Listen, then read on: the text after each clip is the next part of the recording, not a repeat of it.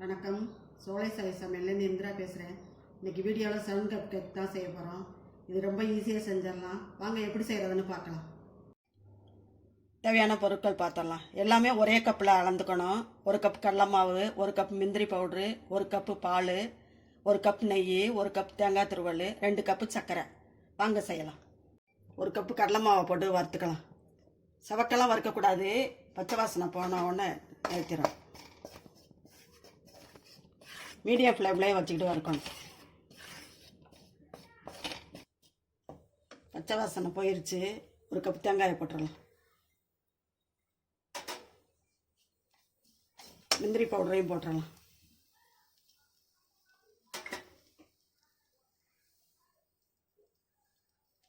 நெய்யையும் ஊற்றிடலாம்.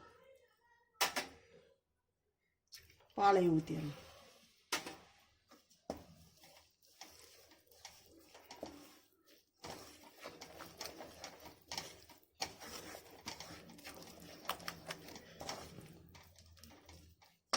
ரெண்டு கப்பு சர்க்கரையும் போட்டுடலாம்.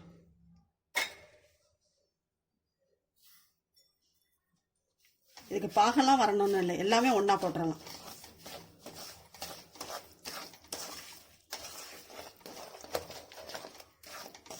மீடியம் ஃப்ளேம்லேயே வச்சு நல்லா கிண்டுவோம்.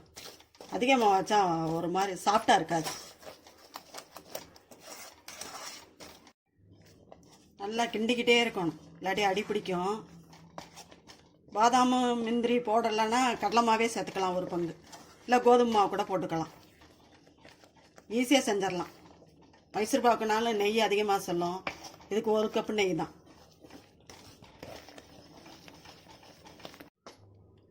கொஞ்சம் மிச்சம் இருக்க நெய்யையும் ஊற்றிடலாம்.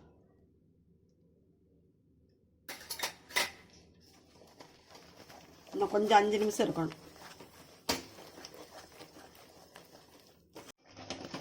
நல்லா கடாயில் ஒட்டாமல் வருது. நல்லா உருட்டி பார்த்தாலும் உருட்டை வருது பாருங்கள். பக்குவம் வந்துருச்சு.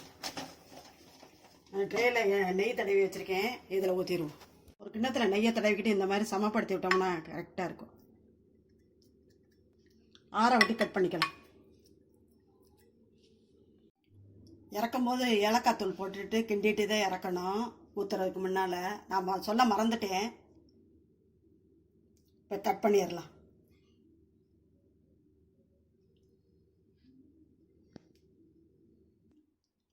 எல்லாத்தையும் கட் பண்ணிட்டோம்.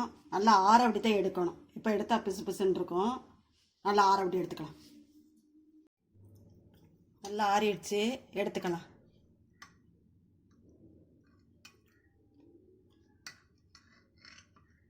பிளேட்டுக்கு மாற்றிடலாம்.